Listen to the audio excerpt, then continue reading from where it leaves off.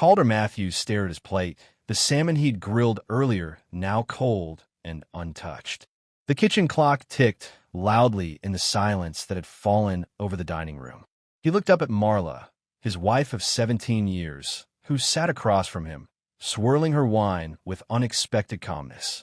"I've been sleeping with Jules for 6 months now," she said, her voice flat and unapologetic. "I needed a real man." The words hung in the air between them. Calder's fork remained suspended halfway to his mouth. He set it down without a sound. "A real man," he repeated, his voice betraying nothing of the storm building inside him. Marla nodded, a smug expression crossing her face. "You never hear, Calder. Always at work. Always in your head."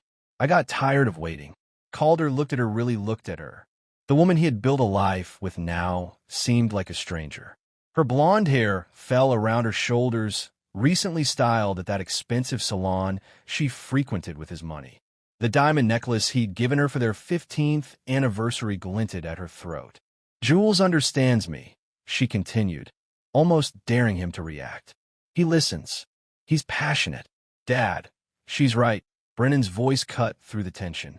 Calder turned to face his 19-year-old son, who had been silent until now.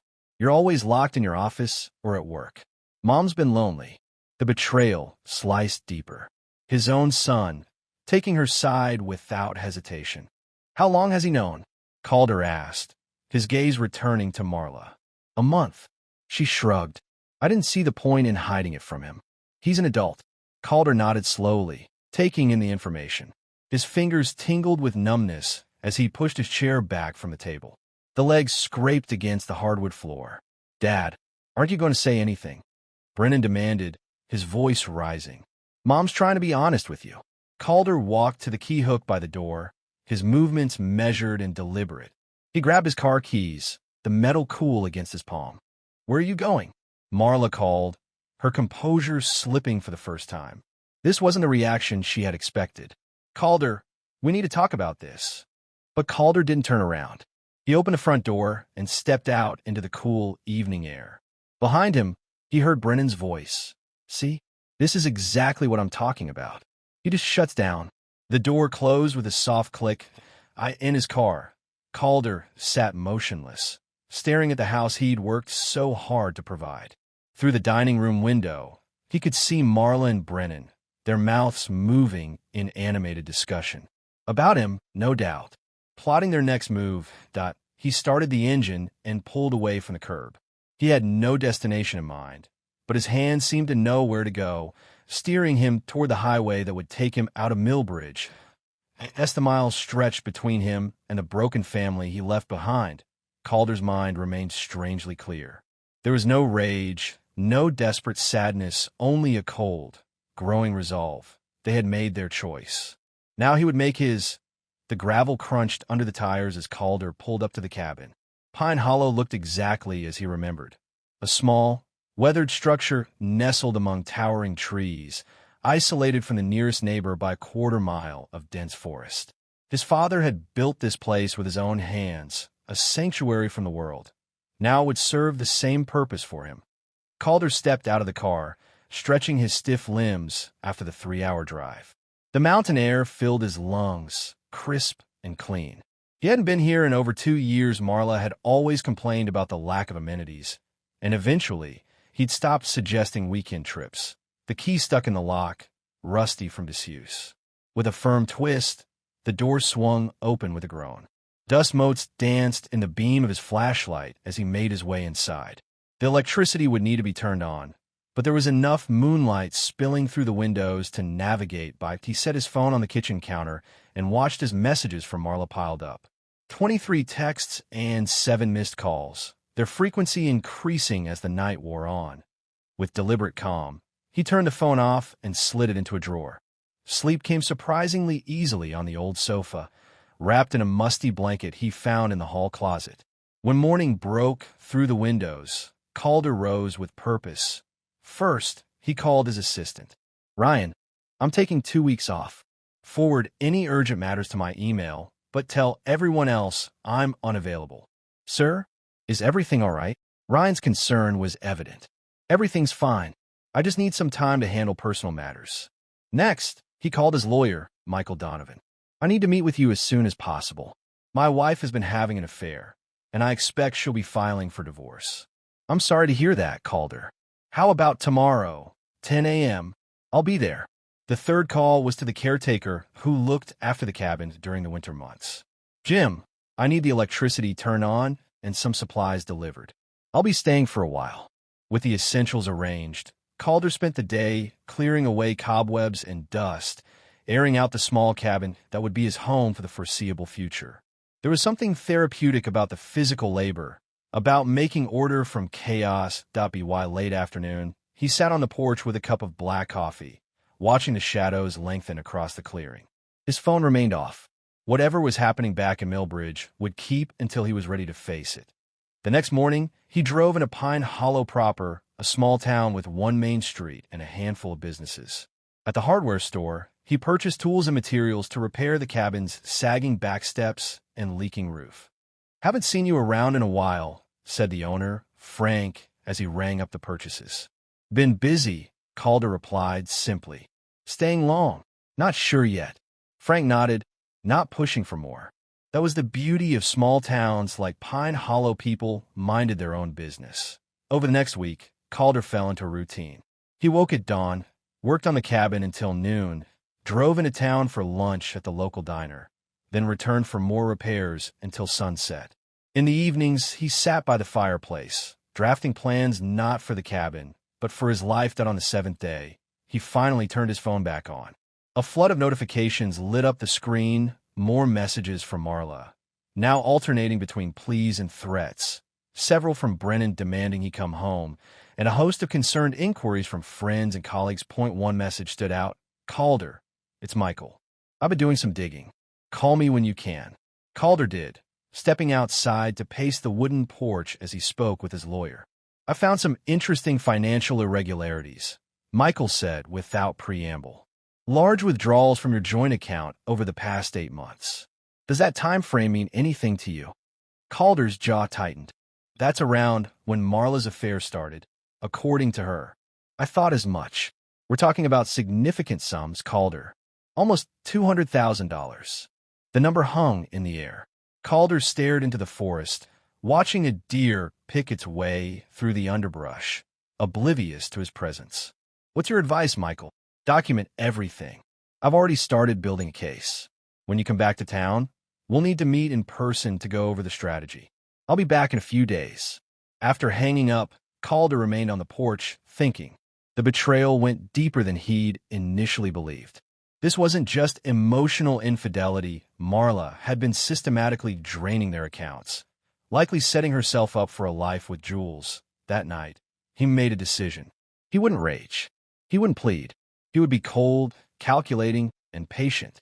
Marla had chosen her path, and now he would ensure she walked it alone, with all the consequences that entailed. 2 days later, Calder packed up his few belongings, closed the cabin, and headed back to Millbridge. Not to reconcile, not to argue, but to win. The law office of Donovan and Associates occupied the top floor of one of Millbridge's few high-rise buildings. Calder sat across from Michael, reviewing the documents spread between them. She's demanding half of everything, including your business, Michael said, tapping a legal document with his pen. An alimony that would make most judges raise an eyebrow. Calder nodded, unsurprised. And Brennan, he's 19, so custody isn't an issue, but she's trying to get you to continue paying his college expenses while she controls the trust fund you set up for him. Of course she is. Calder leaned back in his chair, his expression unreadable. What's our counter? Michael slid another document across the desk. I've prepared this. Given the financial evidence we've uncovered and the admission of infidelity, we're in a strong position. Calder skimmed the document, noting the aggressive but fair terms. This is good. What's next? We file our response and wait for her attorney to contact us. In the meantime, you'll need to move back into the house. Calder's eyebrows rose. The house? Yes. If you abandon the marital home, it could be used against you. I suggest moving into one of the guest rooms and maintaining a civil presence. The idea of sharing space with Marla after her betrayal was distasteful, but Calder understood the strategy. Fine, I'll move back tonight. As predicted, Marla was not at home when he arrived. The house felt different, somehow colder, despite the warm spring afternoon. Calder carried his suitcase upstairs to the guest bedroom farthest from the master suite and unpacked methodically. He was in the kitchen preparing a simple dinner when he heard her key in the lock. Brennan's voice drifted in from the entryway, followed by Marla's laugh, a sound that once brought him joy but now rang hollow.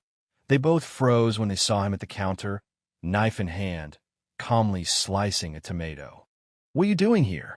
Marla demanded, her carefully applied makeup not quite hiding the tension around her eyes. "I live here," Calder replied simply, not looking up from his task. "You walked out on us," Brennan said, his stance confrontational. "You don't get to just come back like nothing happened." Calder set down the knife and turned to face them fully. "I didn't walk out on us, Brennan. There was no us. The moment your mother decided to sleep with another man, and you chose to support her." Marla's face flushed with anger. "You have no right to speak to him like that." "I have every right. He's my son, and he's old enough to understand the consequences of taking sides in adult matters. I took Mom's side because she's right about you." Brennan shot back. "You're cold. You always have been." Calder nodded, as if considering this assessment. "Perhaps, but I've never been dishonest, and I've never taken what wasn't mine." He directed his gaze to Marla. $200,000, to be exact. The color drained from Marla's face. "I don't know what you're talking about." "I think you do, and so does my lawyer." Calder returned to preparing his meal. "I'll be staying in the East guest room until the divorce is finalized. I suggest we keep our interactions to a minimum. You can't dictate terms to me in my own house," Marla sputtered, her composure slipping. "Our house," Calder corrected, "paid for with my earnings while you redecorated every 2 years with money we apparently didn't have to spare." "Mom, let's go," Brennan urged, tugging at her arm. "We don't need to listen to this." Marla glared at Calder, who continued preparing his dinner as if they weren't there. "This isn't over," she hissed. "No," Calder agreed, finally looking up at her with cold eyes. "It's just beginning." The next week passed in a frigid standoff. Calder left early each morning for work and returned late, avoiding Marla as much as possible. When they did cross paths, their exchanges were clipped and loaded with tension. Brennan had returned to his dorm at the State University, but made his allegiance clear with daily calls to Marla and silence toward his father that on Friday evening. Calder was reviewing contracts in his home office when a knock came at the door. Without waiting for a response, Marla entered, a glass of wine in hand.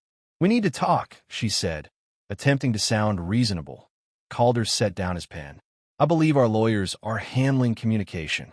"Don't be ridiculous, Calder. We were married for 17 years. We can settle this between ourselves without dragging it through the courts. Like you settled things with Jules without discussing it with me first." Marla's expression hardened. "That's not fair." "Fair." Calder leaned back in his chair. "You cheated on me, stole from our accounts, and turned our son against me. What part of that seems fair to you? I made a mistake, all right. Is that what you want to hear?" She took a step closer, her voice softening. "But we can work through this. For Brennan's sake, if nothing else." Calder studied her, seeing for the first time how manipulative she truly was. "You're not concerned about Brennan. You're concerned about losing your lifestyle." "That's not true." "It is. Your lawyer's demands make that perfectly clear." Calder stood, gathering his documents. "I'm not interested in working anything out, Marla. The time for that has passed." "So that's it? 17 years, and you're just walking away?" "I didn't walk away," Calder said quietly. "You did, the moment you decided to share another man's bed." Marla's face contorted with rage. "You're going to regret this, Calder. I'll take everything, your money, your business, your reputation. By the time I'm done, you'll wish you'd been more reasonable." A small, cold smile touched Calder's lips. "You're welcome to try." 3 days later, Calder sat in Michael's office again, reviewing Marla's latest legal maneuvers. "She's claiming emotional abandonment," Michael explained. "Says you were physically present but emotionally absent. She's using that to justify both the affair and the financial withdrawals. Can she make that stick?" Michael shook his head. "It's a weak argument, especially given the evidence we have.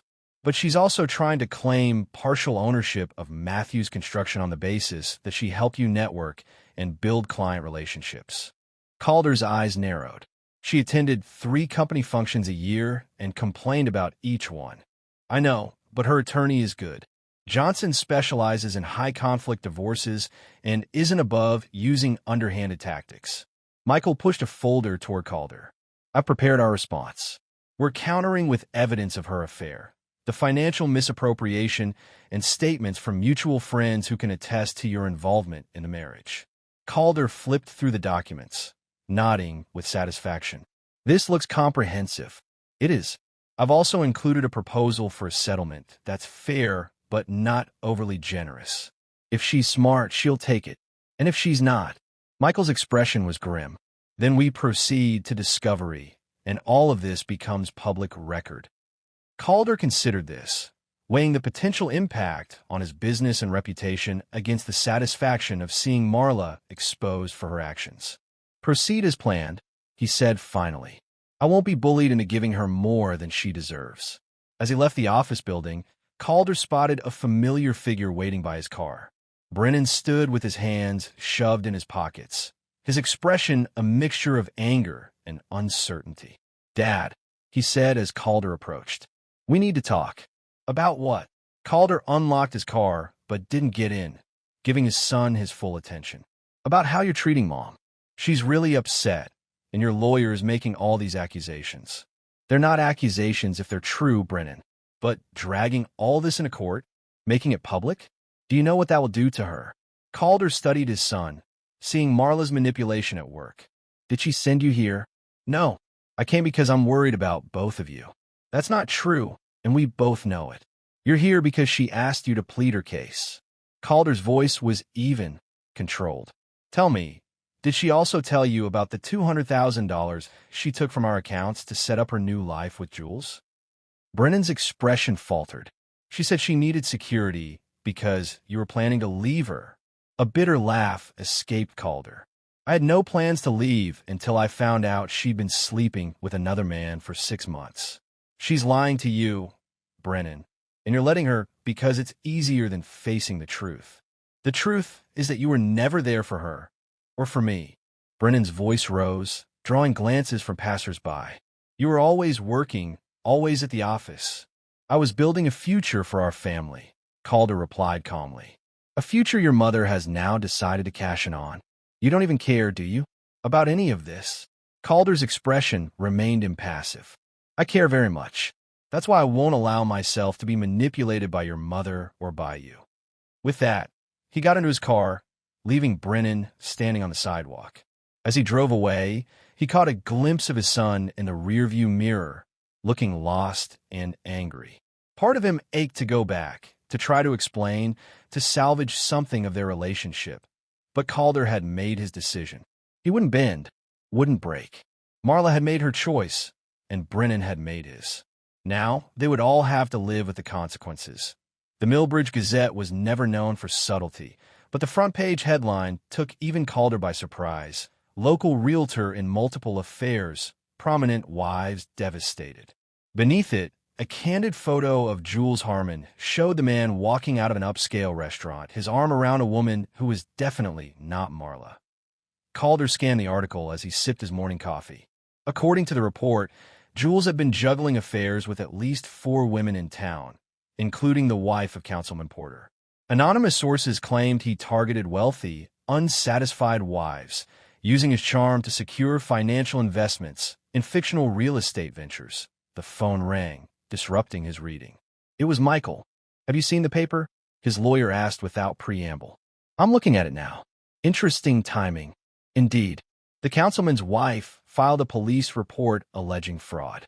Apparently, Harmon convinced her to invest $300,000 in a development that doesn't exist. Calder set down his coffee. Criminal charges? Likely. The DEA is investigating, and word is that several other women are coming forward. And Marla? Michael's voice held a hint of satisfaction. No comment from her in the article, but my sources tell me she's absolutely blindsided. She had no idea he was seeing other women, let alone defrauding them. After hanging up, Calder folded the newspaper carefully and placed it on the kitchen counter where Marla would be sure to see it. Then he left for work, a sense of grim vindication settling over him by mid-morning. His phone was buzzing incessantly with texts from friends and business associates, all expressing varying degrees of sympathy and curiosity. Calder ignored most, responding only to a few close friends with brief, non-committal replies. Ryan knocked on his office door around noon. "Sir, Mrs. Matthews is in the lobby. She's demanding to see you." Calder glanced at his watch. "Send her up." When Marla stormed into his office minutes later, it was clear she'd been crying. Her carefully applied makeup couldn't hide the redness around her eyes or the blotchy flush on her cheeks. "Did you know?" she demanded without preamble, slamming the newspaper down on his desk. "Did you know about the others?" Calder regarded her calmly. "No, but I'm not surprised. What's that supposed to mean?" "It means that men who cheat with married women aren't typically known for their moral fortitude." Marla collapsed into a chair, her anger deflating into despair. "He said I was special, that what we had was real. I imagine he said that to all of them." Calder's voice held no sympathy, including Councilman Porter's wife, who's now pressing charges for fraud. Her head snapped up. "What? Your boyfriend wasn't just collecting hearts, Marla. He was collecting investment capital for developments that don't exist." Calder leaned forward, eyes cold. "Tell me, how much of our money did you give him?" The color drained from her face. "I didn't. The $200,000 you took from our accounts. Did it go to Jules's non-existent real estate ventures?" "It wasn't like that," she whispered, but her eyes told a different story. "Of course it was. You were just another Mark, Marla. Another wealthy, bored wife he could charm and exploit. You're enjoying this, aren't you?" Her voice sharpened. "Seeing me humiliated. I don't take pleasure in your humiliation," Calder replied honestly. "But I won't pretend to be sorry that the truth is coming out. Everyone's talking about it. The looks I got at the grocery store this morning." She shook her head, fighting back tears. "My friends won't return my calls. They're not really your friends if they abandon you at the first sign of trouble. Like you did." She shot back to Calder's expression hardened. "I didn't abandon you, Marla. You betrayed me. There's a difference." "I made a mistake, Calder." Her voice softened, taking on a pleading quality. "A terrible mistake. But we can get past this. We could go to counseling, start over." "No." The word was final, unyielding. "There's no starting over. Not after this. Because you're so perfect." Anger flared in her eyes again. "Because you never made a mistake? I'm far from perfect. But betrayal isn't a mistake, Marla. It's a choice. One you made repeatedly for months." Calder stood, signaling the end of the conversation. "Now, if you'll excuse me, I have work to do." "Calder, please. Don't do this. Think about Brennan, about our family. You should have thought about Brennan and our family before you started sleeping with Jules." Calder's voice was flat, emotionless. "Actions have consequences, Marla. It's time you faced yours." She stared at him for a long moment, her expression shifting from pleading to cold recognition. "You really don't care anymore, do you?" "I care about protecting what's mine. Beyond that." He shrugged. "No, I suppose I don't." As the door closed behind her, Calder returned to his desk, forcing himself to focus on the contracts awaiting his review. He wouldn't allow himself to dwell on the broken look in Marla's eyes or the twinge of something not regret, but perhaps recognition of what once was that he felt at her departure. That evening, as Calder walked into the house, he found Marla on the phone in the kitchen, her voice low and urgent. "Jules, please call me back. We need to talk about this. About us." A pause. "I know what the papers are saying, but I want to hear your side. Please." She froze when she saw Calder, quickly ending the call. They regarded each other in silence for a moment. "He won't call back," Calder said finally, setting his briefcase on the counter. "He's probably halfway to another state by now. You don't know that. I know his type." Calder moved to the refrigerator, pulling out ingredients for a simple dinner. "He's a con man, Marla. He takes what he wants and moves on." "He loved me," she insisted, though her voice lacked conviction. "Did he? Or did he love what you could give him?" She had no answer for that. Over the next week, the scandal grew. More women came forward, the total of missing investments climbing to nearly $1 million. Jules Harmon had indeed disappeared, his real estate office emptied overnight, his cell phone disconnected. Marla became a virtual recluse, avoiding public places where whispers and stares followed her. The women's charity board she had chaired asked her to step down until the situation resolved itself. Her weekly tennis group suddenly found their schedule too full to include her. Calder watched her isolation grow with detached interest. He had expected to feel satisfaction, even triumph, at her downfall. Instead, he felt nothing at all, a numbness that was, in its way, a relief. The woman who sat across the dinner table, pushing food around her plate in silence, was a stranger to him now. One evening, as he worked in his home office, he heard the doorbell ring, followed by hushed voices. Curious, he stepped into the hallway to see Marla ushering a tearful brunette into the living room. Diane Porter, the councilman's wife. Calder, Marla said stiffly when she noticed him. Diane and I are going to talk privately. He nodded, returning to his office but leaving the door ajar. Their voices drifted down the hall, first tentative, then growing in intensity as they shared their experiences with Jules. He said I was the only one, Diane sobbed. That what we had was special. He told me the same thing, Marla replied, her voice hollow. Word for word. Robert wants a divorce. Says he can't forgive the humiliation, let alone the money. Calder too, though I think the money bothers him more than the affair. There was a pause, then Diane spoke again, her voice lower. Is that true? What they're saying about Jules taking money from all of us? Yes, Marlo admitted.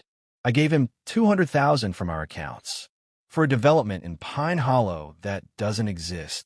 Oh, Marla. Another pause. Then Marla asked, have you heard from him? Since the story broke. No. You? Nothing. I called, texted. He's just gone. As the women continued their commiseration, Calder returned to his work, their voices fading into background noise. Their shared betrayal had created an unlikely bond, but it changed nothing for him. Marla had made her choices. Now she would live with them, just as he was living with his. The next morning, a new headline dominated the Gazette. Harmon spotted in Vegas, fraud investigation expands. The article detailed how Jules had been seen at high-stakes poker tables, apparently spending his ill-gotten gains freely. Calder left the paper on the kitchen table and headed to work, wondering if this new development would be the final blow to whatever illusions Marla still harbored about her lover that IT was. When he returned home that evening, he found her at the dining room table, surrounded by papers, a determined set to her jaw. I've been talking with the other women, she said without looking up as he entered. We're filing a joint complaint against Jules. Criminal and civil. Calder raised an eyebrow. Good.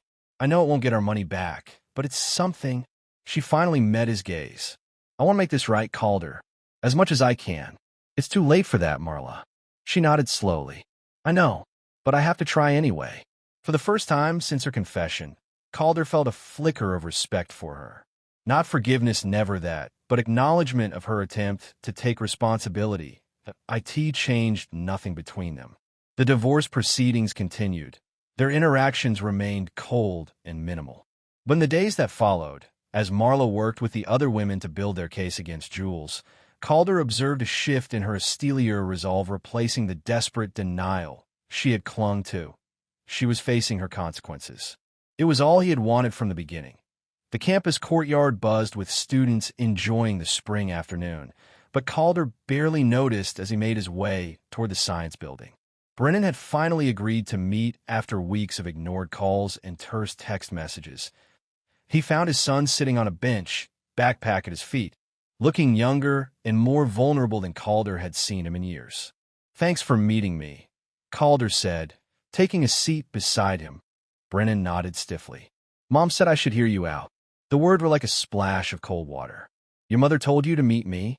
She said you have a right to explain your side, even if... He trailed off, looking away. Even if she disagrees, Calder finished for him. Interesting timing, considering the revelations about Jules. Brennan's shoulders tensed. This isn't about him, isn't it? Calder leaned forward, resting his elbows on his knees. Your mother's affair is public knowledge now. The money she gave him is gone. And suddenly she's encouraging you to talk to me. She feels bad about what happened, Dad. She made a mistake. A mistake, Calder repeated, the word bitter on his tongue. Is that what you call 6 months of lying and cheating? Stealing $200,000 from our accounts. She was unhappy. Brennan's voice rose, drawing glances from passing students. You were never there for her, for either of us. Always working, always at the office. I was building something for our family, Calder replied evenly.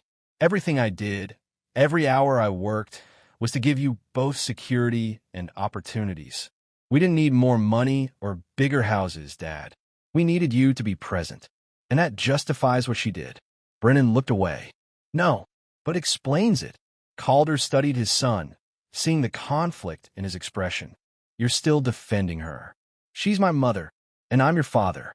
But you didn't hesitate to take her side, did you? To blame me for her actions. I didn't. You did, Brennan. From the moment she confessed, you backed her story that I was somehow responsible for her affair. Brennan's face flushed with anger. What was I supposed to do? You just walked out. You didn't even try to talk about it, to work things out. There was nothing to work out. She betrayed our marriage and stole from our family. She chose Jules over us. And now you're choosing revenge over salvaging what's left of our family. Brennan shot back. Mom at least wants to try to make things right. Calder laughed, a short, harsh sound. Is that what she told you? That she wants to reconcile? To make things right? She's filing charges against Jules. She's admitted she was wrong. Because she has no choice, Calder corrected. Because her lover has been exposed as a fraud who was using her, just like he used all the other women. Her reputation is in tatters. Her social circle has abandoned her. And now she's looking for a safety net. Brennan shook his head in disgust. You're so cold. Do you even care about what this is doing to her? To me, I care very much about what this is doing to you, Calder replied, his voice softening slightly. That's why I'm here, trying to make you understand the reality of the situation. What reality? That you're determined to destroy Mom. That your mother used you, Calder said flatly. She manipulated you to gain control over me. She turned you against me to strengthen her position. That's not true. It is, Brennan. Think about it.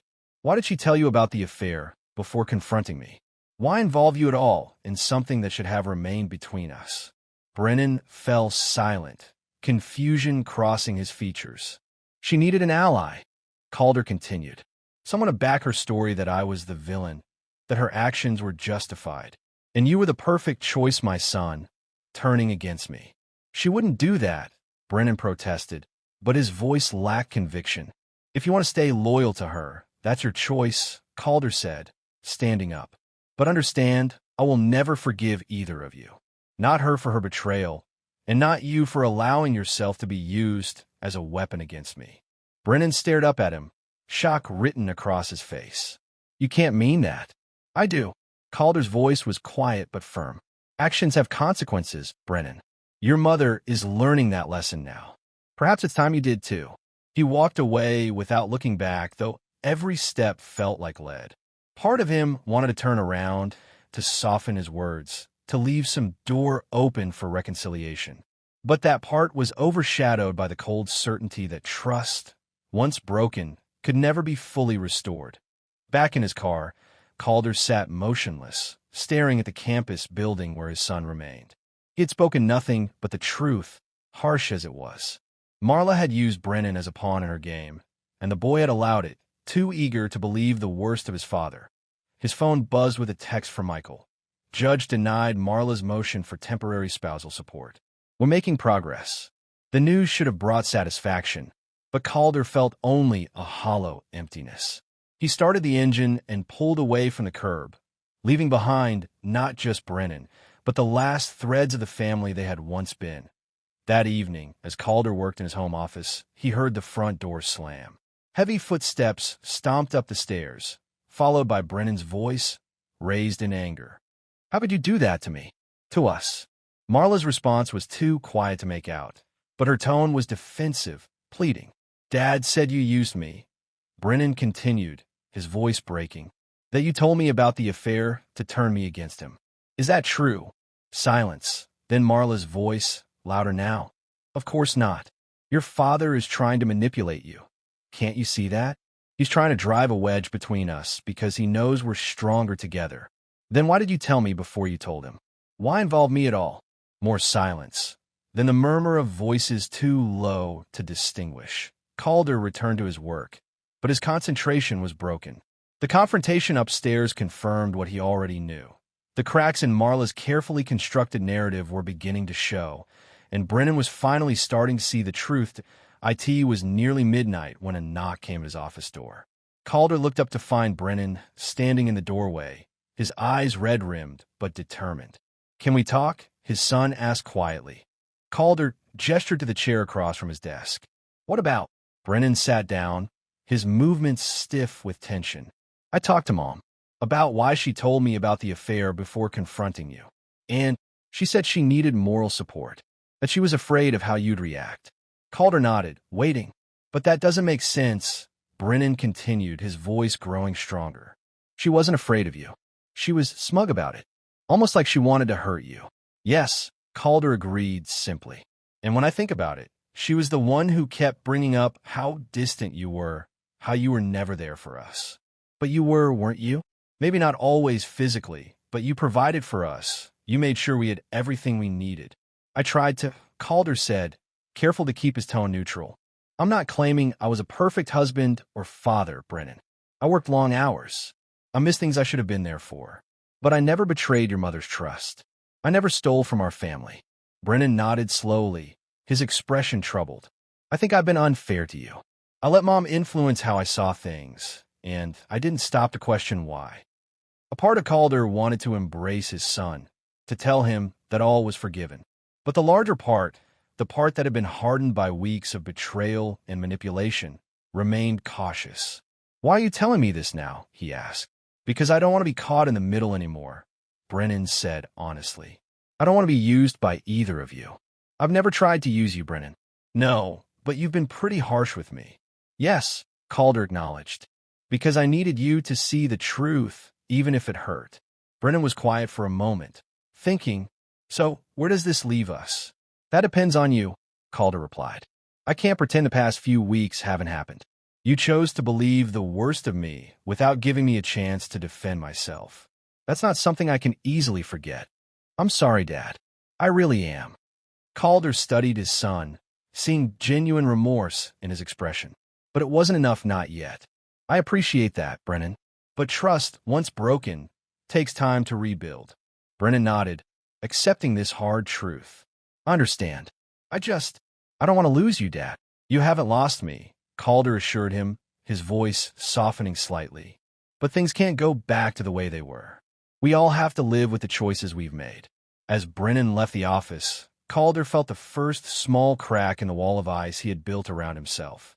Not enough to forgive, not yet, perhaps not ever, but enough to acknowledge that his son was taking the first steps toward understanding the full weight of what had happened. It was a start, however small. The courthouse buzzed with tension as Calder took his seat beside Michael at the plaintiff's table. Across the aisle, Marla sat with her attorney, Johnson, a man known for his aggressive tactics and theatrical courtroom presence. This hearing would determine the division of assets and alimony, the culmination of months of legal maneuvering and preparation.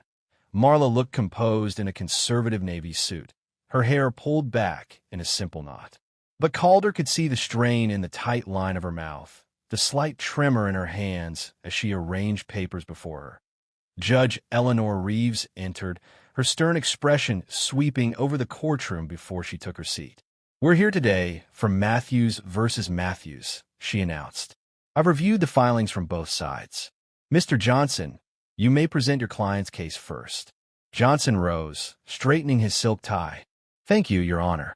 We're seeking equitable distribution of marital assets, including Mr. Matthews' business, which Mrs. Matthews helped build through her extensive networking and client relationships. Additionally, we're requesting alimony that reflects the lifestyle Mrs. Matthews has maintained throughout the marriage." Judge Reeves nodded.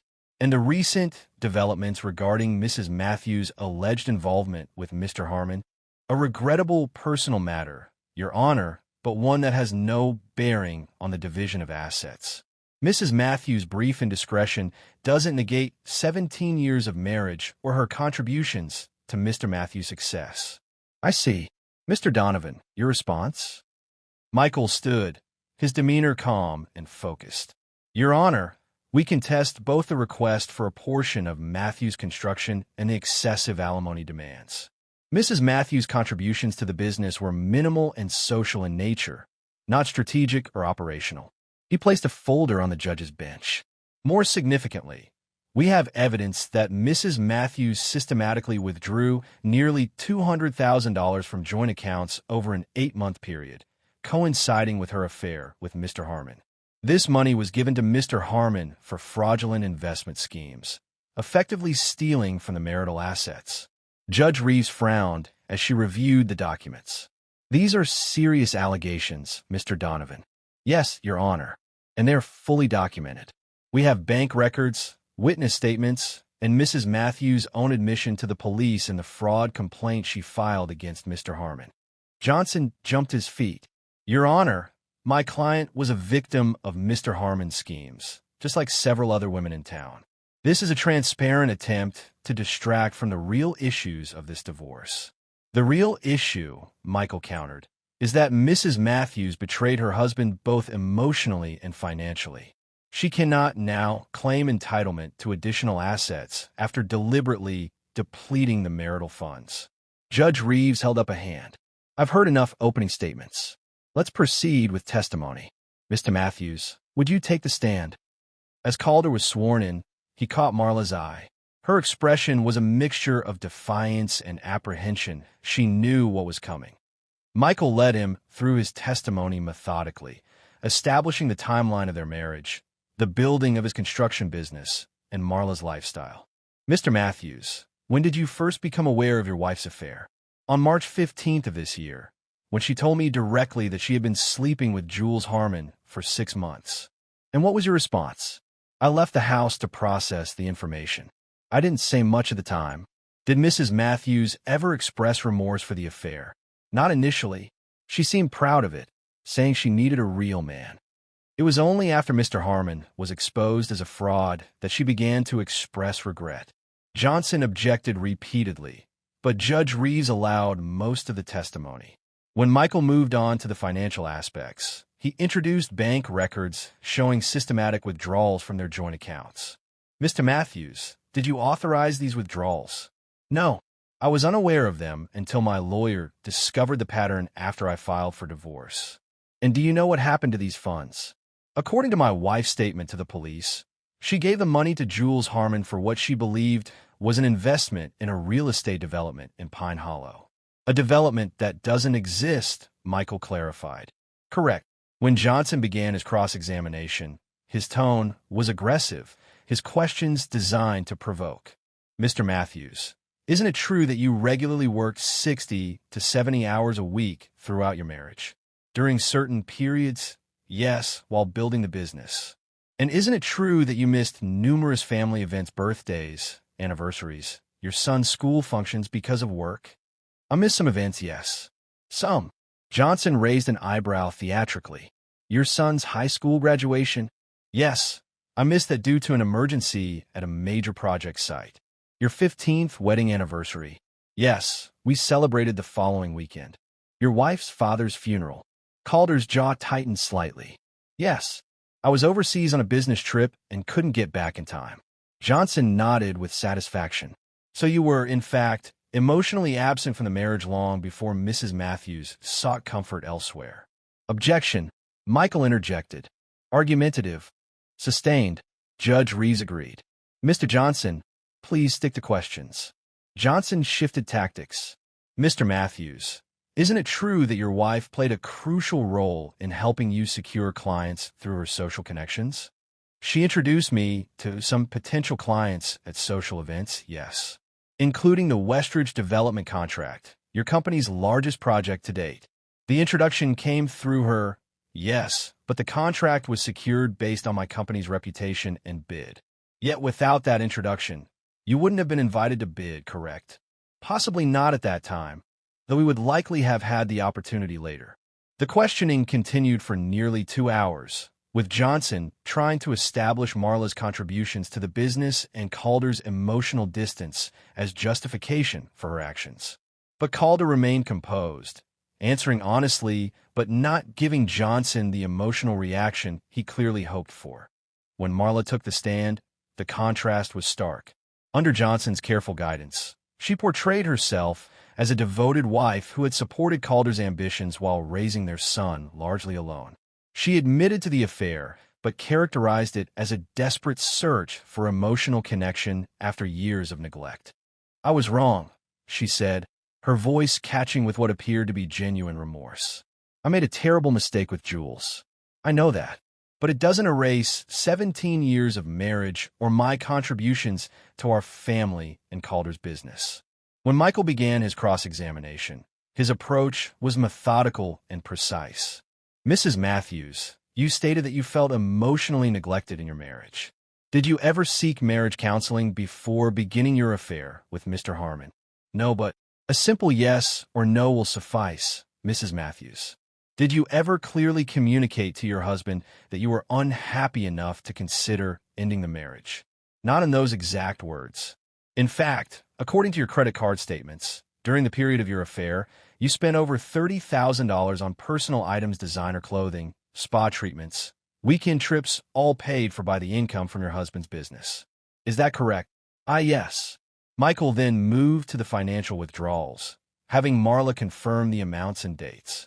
"And what did Mr. Harmon tell you this money was for, specifically?" "A condominium development in Pine Hollow. He said it was a guaranteed return of 20% within 6 months. Did you consult with your husband or a financial advisor before making this investment?" "No." "Why not?" Marla hesitated. I knew Calder wouldn't approve. Because it was a poor investment? Or because it was going to your lover?" "Objection." Johnson called. Withdrawn, Michael said smoothly. "Mrs. Matthews, when did you first suspect that Mr. Harmon might be defrauding you?" "When the story broke in the newspaper about the other women." "Not before?" "Despite the fact that he never provided documentation of the investment or updates on the supposed development." "I trusted him," she said quietly. "You trusted him with $200,000 of marital assets, without any verification or due diligence. Is it your testimony?" By the time Michael finished his cross-examination, Marla's carefully constructed narrative had crumbled. Her tearful remorse seemed calculated, her claims of contributing to Calder's business success exaggerated. After both sides presented their closing arguments, Judge Reeves announced she would issue her ruling the following week. As the courtroom emptied, Calder felt a strange sense of detachment. The details of his private life had been laid bare in this public forum, yet he felt nothing but a quiet determination to see the process through to its conclusion. Outside, reporters clustered on the courthouse steps. Calder declined to comment, walking briskly to his car with Michael at his side. "We presented a strong case," his lawyer assured him. "Reeves is fair but unsentimental. I think she saw through Johnson's theatrics." "What are our chances?" Calder asked as they reached his car. "Good. Very good." Michael smiled slightly. Johnson overplayed his hand with the emotional neglect angle. Without evidence of actual abuse or abandonment, it's just not compelling enough to justify Marla's actions. Calder nodded, feeling the first hint of relief since this process began. And the business? Safe. Her contributions were minimal and indirect. Reeves won't award her any ownership stake. A week later, Calder sat in the same courtroom as Judge Reeves delivered her ruling. Her voice was clear and firm as she outlined her decision. "Regarding the petition for alimony, I am granting Mrs. Matthews temporary support for a period of 2 years to allow her to reestablish herself professionally. The amount is set at $3,000 monthly, significantly less than requested, in light of the unauthorized withdrawals from joint accounts." Marla's face fell, her knuckles white as she gripped the table before her. "As for the division of assets," Judge Reeves continued, "the family home is to be sold, with proceeds divided equally after the $200,000 withdrawn by Mrs. Matthews is deducted from her share." She then addressed the business directly. "Matthews Construction remains the sole property of Mr. Matthews. Mrs. Matthews' contributions, while noted, were not substantive enough to warrant partial ownership. Johnson leaned over to whisper urgently to Marla, who shook her head firmly. When the judge had finished outlining the division of remaining assets and retirement accounts, she addressed them directly. This divorce, like many, has been contentious and painful for all involved, but it is now concluded. I expect both parties to abide by the terms set forth today and to move forward with their lives. As the court was dismissed, Calder felt no triumph, no vindication, only a muted sense of closure. He had protected what was his, had refused to be manipulated or bullied into giving Marla more than she deserved. His life would continue, altered but intact. Marla caught his eye as they exited the courtroom, her expression unreadable. For a moment, it seemed she might approach him, but Johnson steered her toward a side hallway, already discussing the possibility of an appeal. Calder watched them go, feeling the last thread connecting him to his former life finally sever. There would be practical matters to address selling the house, dividing personal possessions, but the hard part was over.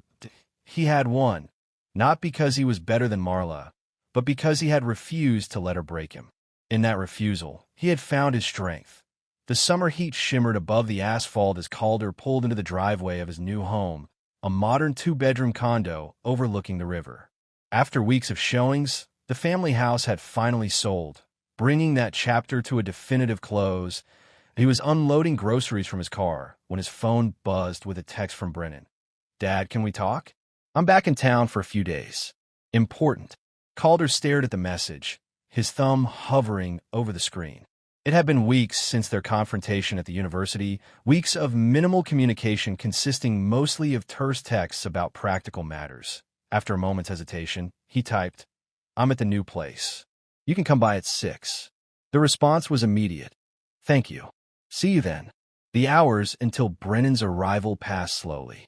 Calder busied himself with unpacking the last few boxes in his home office, arranging books and files with methodical precision.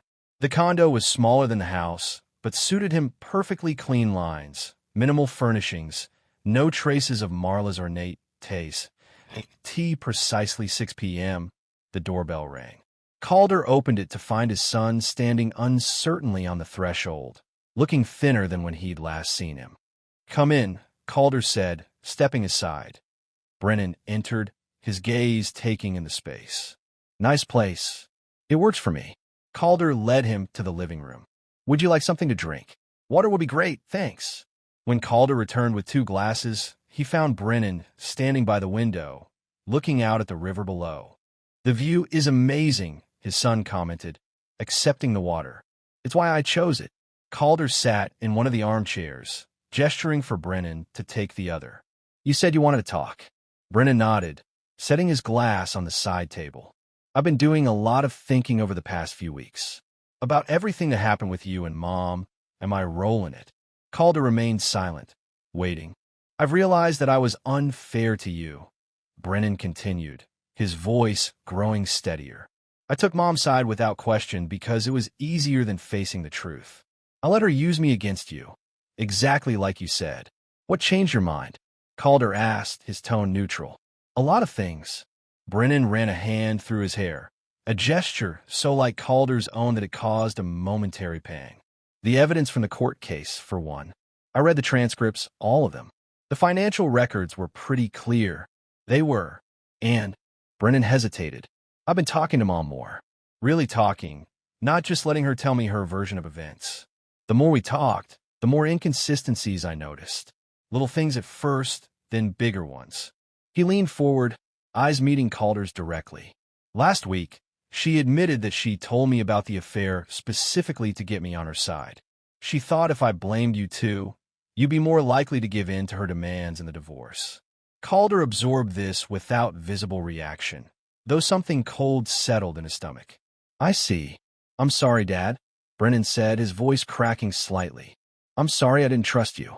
I'm sorry I let myself be manipulated. And I'm sorry I turned on you when you needed support." The apology hung in the air between them, sincere and raw. Part of Calder wanted to accept it immediately, to bridge the gap that had grown between them. But the larger part the part that had been hardened by betrayal, remained cautious. I appreciate you saying that, Brennan. I really do, but it's not enough. His son finished for him, a sad understanding in his eyes. It's not that simple, Calder clarified. Trust isn't rebuilt with a single conversation. I know. I'm not expecting you to forgive me right away. Brennan swallowed hard. I don't want to lose you, Dad. I don't want what Mom did to destroy our relationship, too. Calder studied his son, seeing genuine remorse in his expression. But it wasn't enough, not yet. You made your choice, Brennan. I can't forgive you for what you did, and I won't accept you back into my life as if nothing happened. You have to learn from this, even if it's too late for us. The words were harsh, but Calder delivered them without anger, simply stating what he believed to be true. Brennan flinched but nodded slowly. I understand, but I'm not giving up. I'll prove that I've changed, that I can be trusted again. That's your choice to make. They sat in silence for a moment before Brennan spoke again. How have you been? With the new place, the business? Good, Calder replied, allowing the conversation to shift to safer ground. The Westridge project is ahead of schedule. We're starting the Jensen development next month. That's great. And personally, Calder raised an eyebrow. What do you mean? Are you? Brennan hesitated. Are you seeing anyone? The question was unexpected. No, I'm not interested in that right now. Mom thinks you're involved with your friend Annalise. She's convinced you were having an affair with her before the divorce. A short, humorless laugh escaped Calder. Of course she does. It's easier for her to believe I was cheating too than to accept full responsibility for her actions. Were you? With Annalise, I mean. No, Calder said firmly. Annalise is a friend and business associate. Nothing more. Brennan nodded, accepting this. I figured. But Mom, he shrugged. She sees what she wants to see. How is she? Calder asked, surprising himself with the question. Struggling, Brennan admitted. The alimony helps, but she's having a hard time finding work. Her reputation in town is pretty much destroyed. That's unfortunate, but it's the consequence of her choices. I know. Brennan picked up his water glass, turning it in his hands. She's talking about moving to Portland, starting fresh where people don't know her. Calder nodded, but offered no comment. Marla's future plans were no longer his concern. They talked for another hour, carefully navigating around the most painful subjects. It wasn't comfortable, but it wasn't hostile, either a tentative first step toward something new. As Brennan prepared to leave, he paused at the door. Can I call you sometime? Maybe we could get lunch? Calder considered this, weighing his lingering hurt against the possibility of rebuilding some form of relationship with his son. You can call, he said finally. I can't promise more than that right now. I understand. Thank you, Dad. Brennan hesitated, then added, I won't let you down again. I promise. After his son left, Calder stood at the window, watching as Brennan's car pulled away from the curb. The evening light cast long shadows across the river below. The water's surface rippled with golden reflections that he felt no rush of forgiveness, no sudden healing of the breach between them. But there was something, a small crack in the wall of ice he had built around himself. Not enough to forgive, not yet, perhaps not ever, but enough to acknowledge that his son was taking steps toward understanding the full weight of what had happened. It was a start, however small. The for sale sign on Marla's rented apartment had been up for 3 weeks, a visual reminder of her impending departure from Millbridge. Calder noticed it as he drove past on his way to a meeting with a potential client. He hadn't spoken directly to Marla since the final divorce hearing 4 months ago. Their communication had been handled through lawyers or, occasionally, through Brennan when absolutely necessary. But her presence in town remained a peripheral awareness, like a scar that had healed but still twinged in cold weather. T. Carson's Hardware. Picking up supplies for a minor repair at his condo, Calder overheard 2 women talking in the next aisle. Did you hear Marla Matthews is finally leaving town? About time. The nerve of that woman, showing her face at the community fundraiser last month. I heard she couldn't find a single employer willing to hire her. Not after the Jules Harmon scandal. Can you blame them? Who wants someone with such poor judgment representing their business? Their voices faded as they moved away, but their words lingered. Calder felt no satisfaction in Marla's continued social exile, only a detached acknowledgement of the natural consequences of her actions. Later that week, as he grabbed coffee at his usual spot downtown, he spotted Marla through the window of a small boutique across the street. She was alone, examining a display with a distracted air. Even from a distance, he could see the changes in her: the weight loss, the simplified hairstyle, the absence of the designer clothes she had once favored. She looked up suddenly, as if sensing his gaze, but Calder had already turned away, continuing his walk to the office. There was nothing left to say between them. That evening, as he worked late in his office, his assistant, Ryan, knocked on the door. "Mr. Matthews, there's someone here to see you." Calder glanced at his watch, nearly 8 p.m. "Who is it?" "Diane Porter." The name was unexpected. Diane was one of the other women Jules had defrauded, Councilman Porter's now ex-wife. Calder had met her briefly during the investigation into Jules's schemes, but had no personal connection to her. "Send her in," he said, curious. Diane entered hesitantly, elegant in a simple black dress, her expression uncertain. "I'm sorry to disturb you so late, Mr. Matthews. I can come back tomorrow if this is inconvenient." "It's fine," Calder assured her, gesturing to a chair. "What can I do for you?" She sat, smoothing her skirt nervously. "This is somewhat awkward, but I wanted to speak with you about Marla." Calder's expression remained neutral. "What about her? I know you have no reason to care about her welfare," Diane began. "And after everything that happened, I wouldn't blame you for washing your hands of the whole situation. But I'm concerned about her." "In what way?" "She's not doing well." Diane twisted her hands in her lap. "The money from the divorce is nearly gone: legal fees, rent, basic living expenses. She can't find work here, and she's too proud to ask her family for help." "I'm sorry to hear that," Calder said, meaning it. Despite everything, he took no pleasure in Marla's suffering. "But I'm not sure what this has to do with me." "Nothing really." Diane smiled sadly. "I just thought you should know. We, the other women involved with Jules, we've formed a sort of support group. Everyone's moving forward except Marla. She seems stuck." "Stuck how?" "She can't let go of the past, a view of the life she had. She talks about you constantly, alternating between blaming you for everything and expressing regret for what she did." Calder absorbed this, his expression unchanged. "Again, I'm sympathetic, but I don't see how I can help." "I'm not asking you to help her," Diane clarified. "I just thought, well, closure might be beneficial. For both of you." "We had closure," Calder said firmly. "In court, with a signed divorce decree. Legal closure, yes. But emotionally," she trailed off, then shook her head. "I'm sorry. I shouldn't have come. This isn't your problem anymore." As she stood to leave, Calder asked, "Why are you concerned about Marla's welfare? After what Jules did to all of you, I'd have thought you'd be the last person to care." Diane paused, considering the question.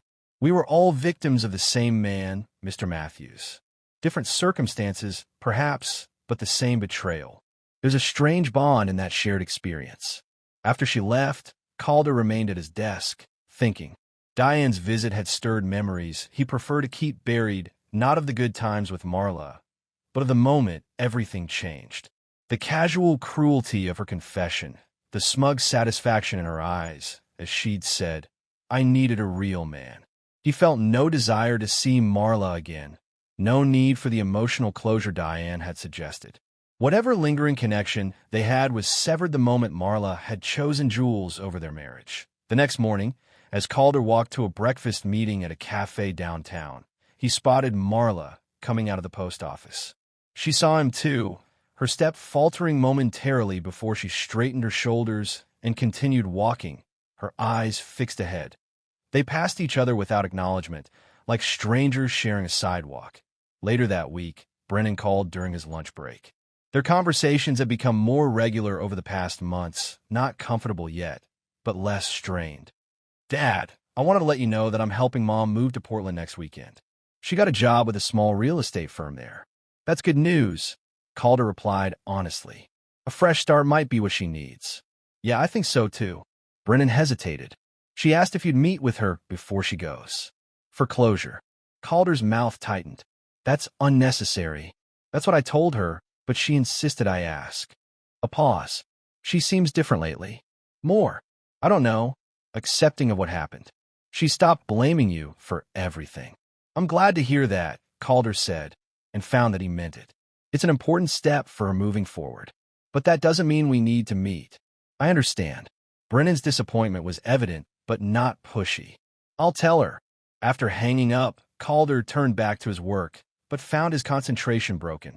The idea of Marla leaving Millbridge stirred no emotion in him, not relief, not satisfaction, certainly not regret. It was simply a fact, like the weather forecast or a business transaction. That evening, he met Annalise Hamilton for dinner at a new restaurant outside town. Their friendship had deepened in the months since his divorce, though it remained strictly platonic despite the rumors Marla had apparently been spreading. Annalise, a successful interior designer who often collaborated with Matthews Construction on high-end projects, was one of the few people who had offered unconditional support throughout the divorce. She had never pressed for details, never judged, simply been there when he needed a friend. "You seem distracted," she observed as they waited for their entrees. "Trouble with the Jensen project?" "No, that's on track." Calder swirled his wine thoughtfully. "I heard today that Marla is moving to Portland." "Ah." Annalise nodded, understanding. "How do you feel about that?" "I don't," he admitted. "That's what's strange. I thought I'd feel something, relief, closure, something, but there's nothing." "Maybe that is closure," she suggested. "When someone no longer has the power to affect your emotions, either positively or negatively." "Maybe." He set his glass down. "She wanted to meet before she left. For closure, apparently. And you declined." "Yes." "There's nothing left to say." Annalise studied him for a moment. "You know, sometimes closure isn't about what's said, but about seeing with clear eyes what is and what isn't anymore. Meaning that perhaps seeing Marla one last time would confirm what you already know, that the person you married no longer exists for you. That the connection is truly severed." Calder considered this. "You think I should meet with her?" "I think you should do whatever brings you peace," Annalise corrected. "If that's never seeing her again, so be it. But if there's any part of you that wonders," their dinner arrived, temporarily pausing the conversation. As they ate, Calder found himself contemplating Annalise's words.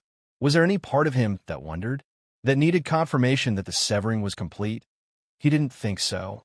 But the very fact that he was still thinking about it suggested otherwise. 2 days later, against his better judgment, Calder called Brennan.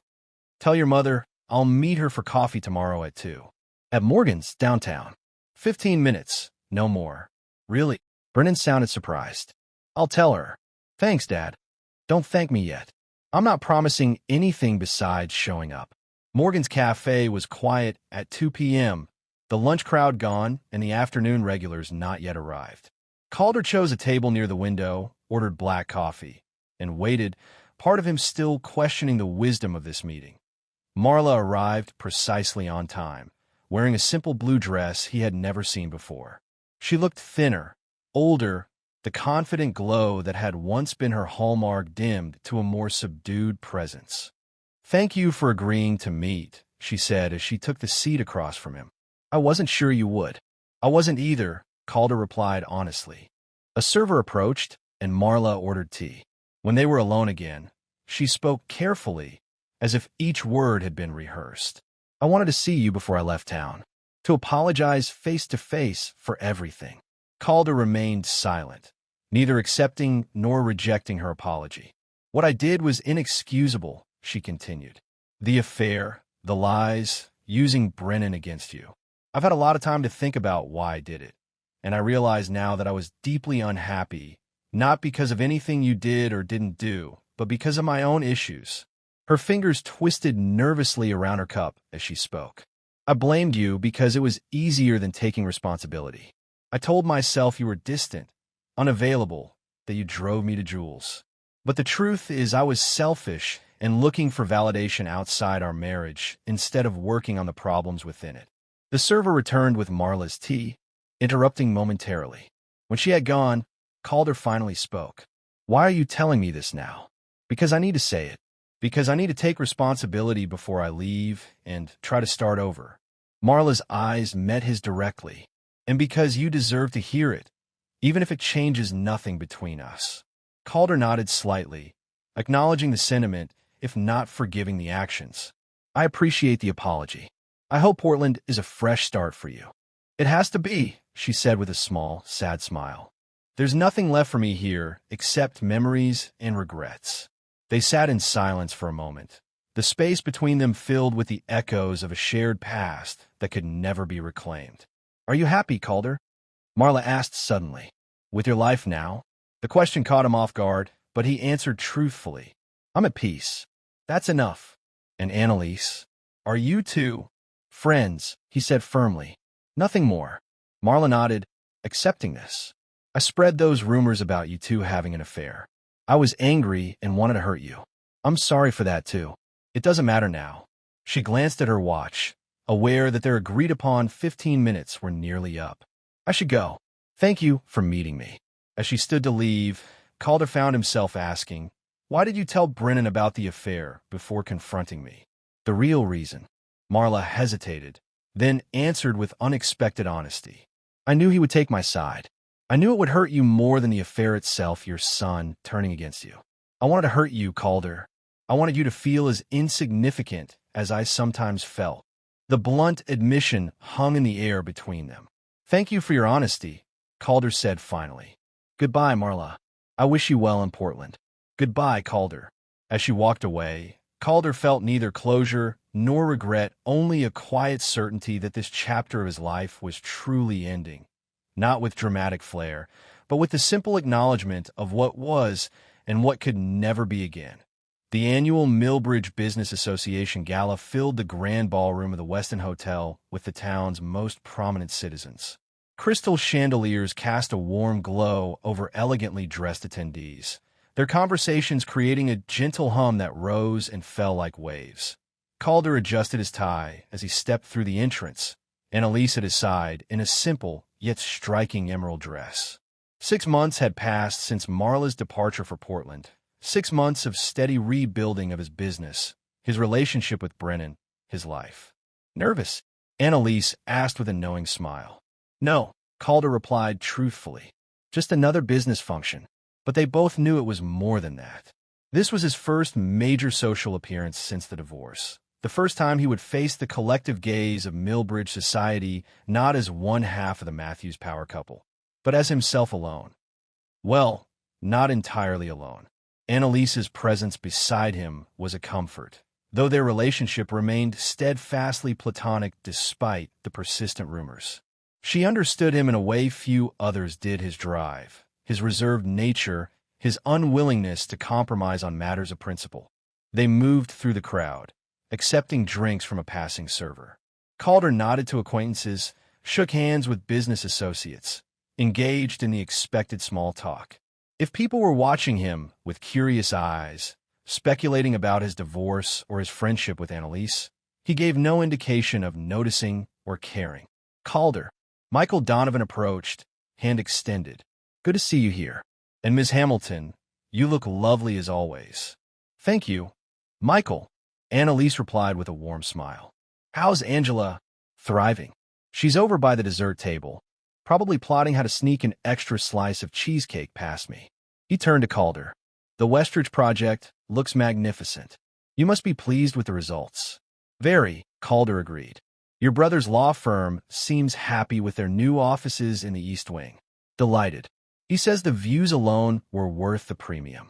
As they discussed the project's final details, Calder's gaze drifted over Michael's shoulder, scanning the room out of habit.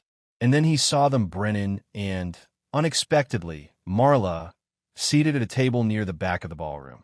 His son had mentioned coming to the gala as part of his internship with a local engineering firm, but had said nothing about his mother accompanying him. Marla wasn't supposed to be in Millbridge at all, as far as Calder knew.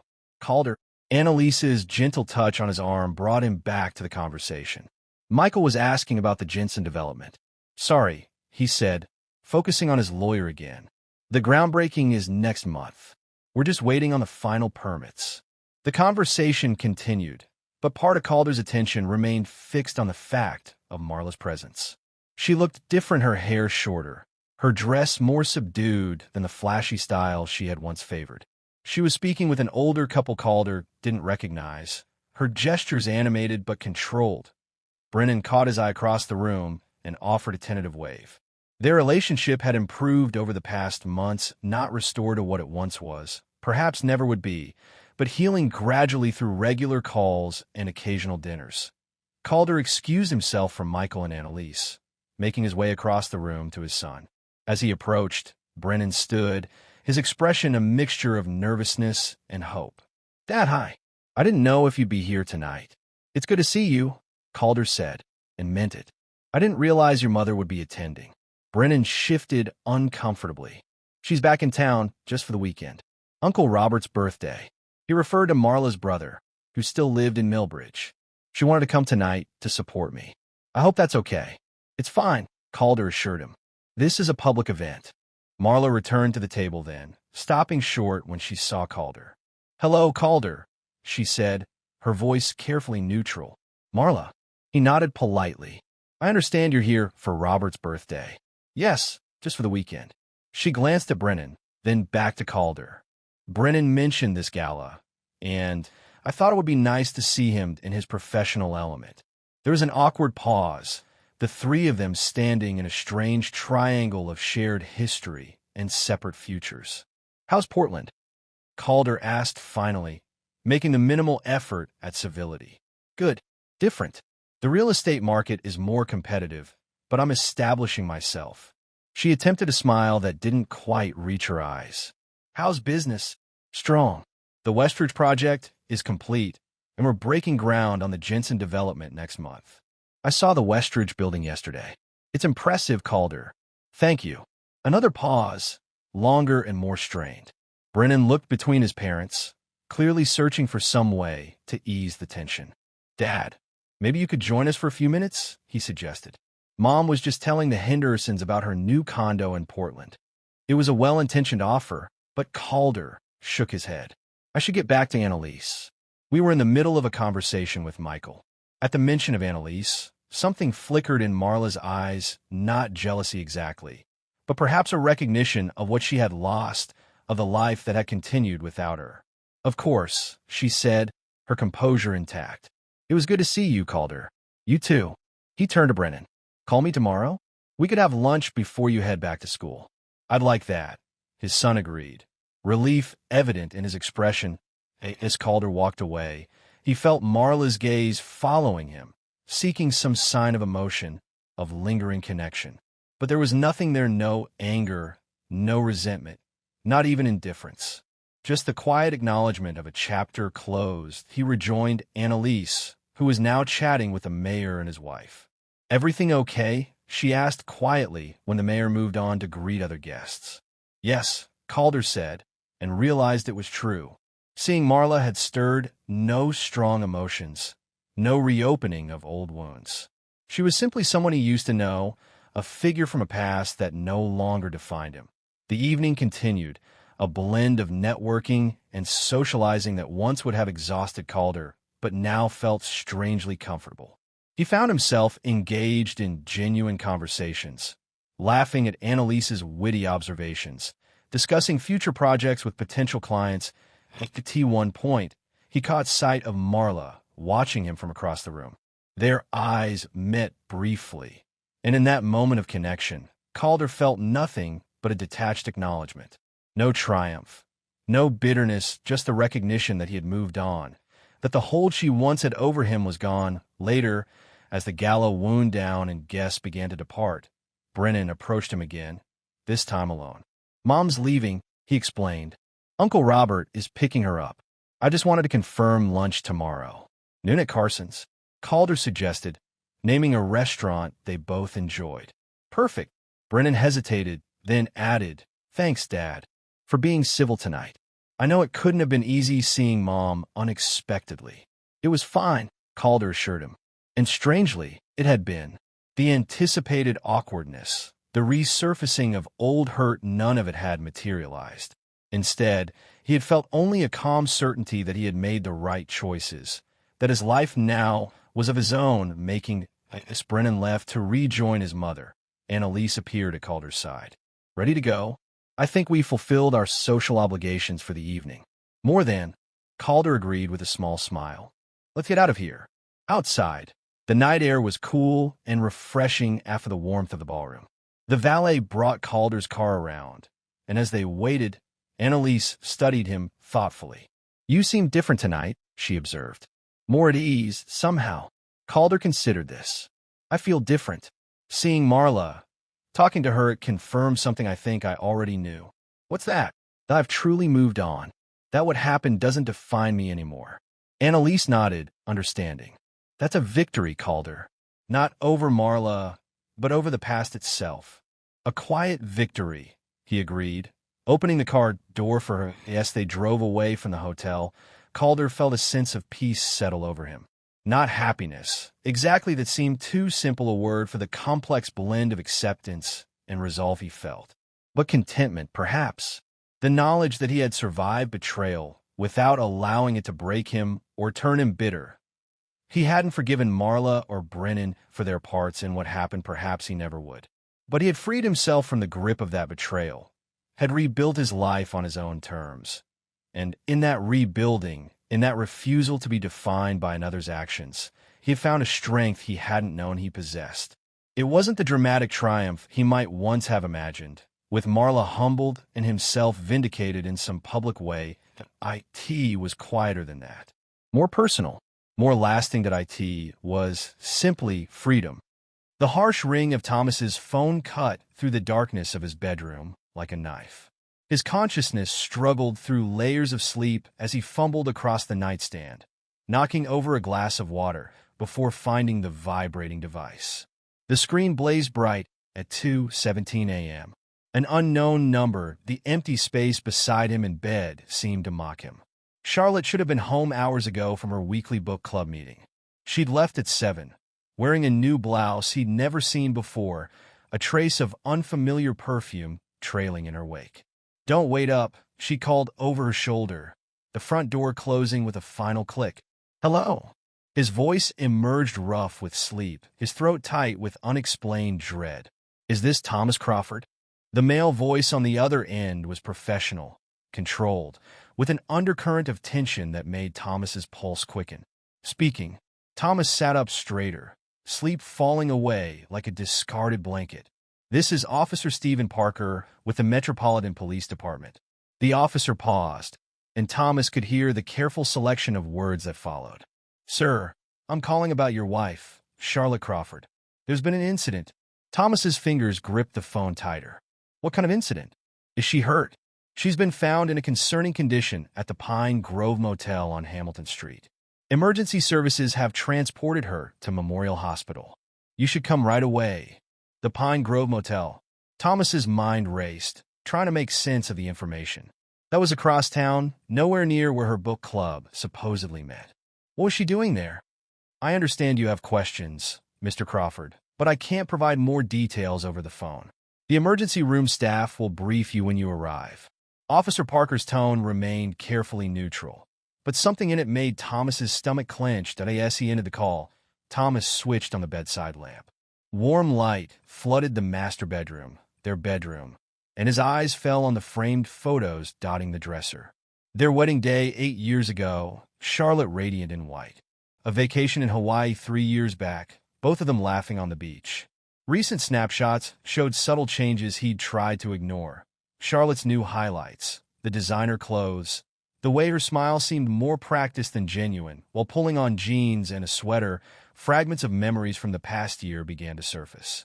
Charlotte's phone always face down on tables. The way she'd angle her laptop screen away when he entered her home office. Those urgent work emails that always seemed to arrive during dinner. The yoga studio membership she'd insisted on, despite the one closer to their house having better reviews, that he dismissed each red flag, trusted her completely. What kind of fool was he? The drive to Memorial Hospital seemed both endless and too quick. The streets were nearly empty at this hour, streetlights casting intermittent shadows across his face as he gripped the steering wheel. He barely noticed running a yellow light, his thoughts consumed by that single word. Motel. Thomas pulled into the hospital parking lot, tires crunching over loose gravel as he took the first available space. The emergency room entrance loomed ahead, its fluorescent glare harsh against the pre-dawn darkness. His footsteps echoed in the quiet lot as he rushed toward the sliding doors inside. The reception area assaulted his senses with its sharp antiseptic smell and buzzing fluorescent lights. A nurse looked up from her station, her name tag identifying her as Grace. She had kind eyes and crow's feet that deepened as she noted his distress. "Can I help you?" she asked, fingers already poised over her keyboard. "My wife," Thomas managed, his voice hoarse. "Charlotte Crawford." The police called about her. Recognition flickered across Nurse Grace's features, followed by something that looked uncomfortably like pity. "Yes, Mr. Crawford. Please have a seat. Dr. Wilson will be out to speak with you shortly." "I'd rather stand." Thomas began pacing the waiting room, his shoes squeaking against the freshly waxed floor. The space was nearly empty at this hour, just an elderly man dozing in a corner chair, his chin tucked against his chest, and a young mother cradling a feverish toddler. The minutes crawled by like hours. Thomas checked his phone repeatedly, though he knew it wouldn't show any messages from Charlotte. Her last text had been at 6:45 p.m., heading to book club. "Don't wait up." The casual deception of it made his jaw clench. The double doors leading to the treatment areas swung open, and a tall man in surgical scrubs emerged. His ID badge read, "Dr. James Wilson, Chief of Surgery." "Mr. Crawford?" "Yes, that's me." Thomas stepped forward, studying the doctor's face for clues. "How's Charlotte? What happened to her?" Dr. Wilson gestured toward a more private corner of the waiting room, away from the other patients. His expression was carefully composed, professional, but there was an awkwardness in his manner that set Thomas's nerves on edge. "Your wife is in surgery right now," Dr. Wilson began, keeping his voice low. "We're working to remove a—" He paused, clearly uncomfortable, "a foreign object that's become lodged internally. It's a delicate procedure, but she's stable." "Foreign object?" Thomas's mouth went dry. "What exactly are you talking about?" Dr. Wilson shifted his weight, his discomfort obvious now. "I'm afraid I can't provide more specific details at this time. What's important is that we're addressing the immediate medical concern. Officer Parker would like to speak with you about the circumstances of your wife's admission." As if on cue, a police officer approached them. He was younger than Thomas had expected from their phone conversation, maybe early 30s, with a boyish face that seemed at odds with his serious expression. "Mr. Crawford?" Officer Parker extended his hand. "If I could have a moment of your time?" Thomas shook the offered hand mechanically, noting the officer's firm grip and the way his other hand rested near his weapon, a habitual stance, probably, but it added to the surreal quality of the moment. "There are some details about the situation you need to be aware of," Parker continued, leading Thomas a few steps away from Dr. Wilson. "Your wife was found in room 114 at the Pine Grove Motel. The establishment security cameras recorded another individual leaving the room in a hurry shortly before we received the 911 call." Thomas felt bile rise in his throat. "Another individual?" "A male subject, approximately 6 feet tall, athletic build. The footage isn't clear enough for positive identification, but we're working on enhancing it." Parker paused, choosing his next words carefully. The room showed clear signs of intimate activity. The fluorescent lights suddenly seemed too bright, the antiseptic smell too strong. Thomas leaned against the wall, his legs unsteady. The past year of small doubts and dismissed suspicions crashed over him like a tidal wave. "I want to see her," he said abruptly, pushing away from the wall. "Now!" "Sir, she's in surgery." Dr. Wilson started to protest, but Thomas was already moving toward the operating room doors, his feet carrying him forward as if possessed. "Mr. Crawford, you can't go in there?" Nurse Grace called after him, but he ignored her, bursting through the doors into the surgical wing. The corridor stretched before him, doors labeled or 1, or 2, or 3. Through the small window in the third door, he could see a cluster of medical personnel in surgical gowns and masks. In the center of their attention lay Charlotte, unconscious on the operating table before anyone could stop him. Thomas pushed through the door. The scene that greeted him would be forever branded in his memory. Charlotte's pale face partially hidden behind an oxygen mask, her body draped in blue surgical sheets. And there, in the surgeon's hands, the unmistakable shape of what they were working to remove. A massive dildo, its presence a grotesque confirmation of his worst fears. "Sir, you cannot be in here." A nurse tried to block his view, but it was too late. Dr. Catherine, the assisting surgeon, rushed to usher him out. "Mr. Crawford, please," she insisted, her voice firm but kind behind her surgical mask. "We need to maintain a sterile environment. Your wife's safety depends on it." Thomas allowed himself to be led back to the waiting room, his mind numb with shock and revulsion. He collapsed into a chair, the vinyl squeaking beneath him, and buried his face in his hands. The wedding ring on his finger felt like it was burning his skin through the large windows of the waiting room. He could see the first hints of dawn breaking over the city. The night sky was shifting from black to deep blue, stars fading as morning approached. Thomas sat rigid in his chair, every muscle tense with anger and betrayal that in the growing light, his resolve hardened like steel. He would uncover everything, every lie, every deception, every moment of infidelity. There would be no room for excuses, no possibility of forgiveness. As the sun began to rise, Thomas Crawford made a silent vow. His wife would regret the day she decided to betray him. Morning sunlight crept through the hospital window, casting long shadows across the sterile room. Thomas sat in an uncomfortable vinyl chair, watching Charlotte's unconscious form on the bed. The rhythmic beeping of monitors provided a steady backdrop to his churning thoughts. His wedding ring felt heavy on his finger, a weight that seemed to mock 8 years of trust and devotion. The surgery had ended 2 hours ago.